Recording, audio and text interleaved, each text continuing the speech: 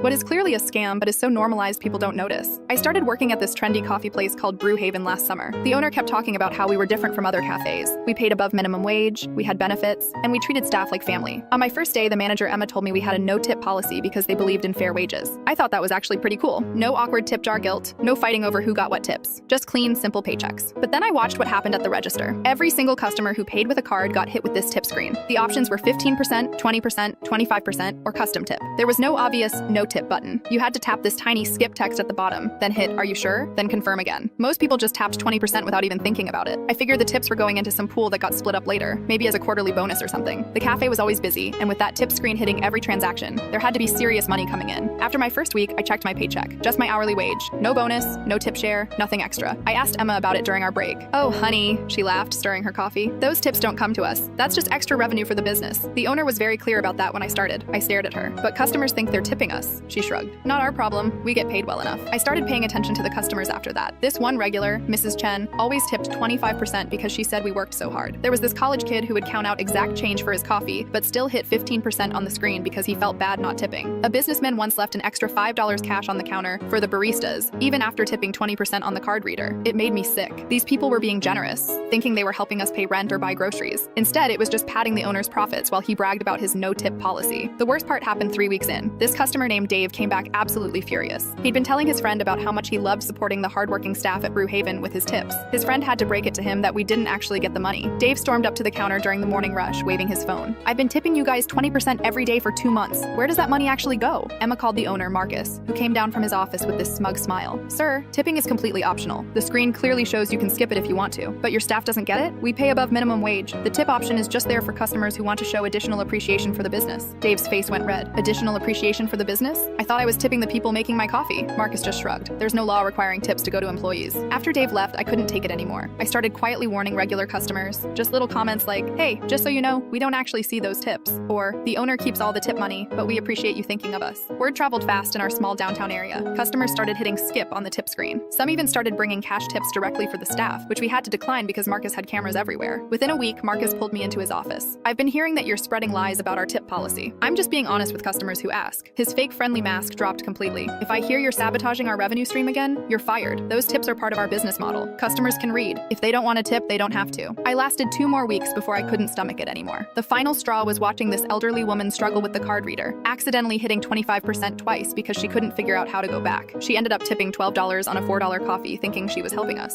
I quit the next day. But before I left, I printed out little cards explaining that staff doesn't receive tips and left them around the neighborhood. Marcus found out and threatened to sue me, but enough customers had already figured it out.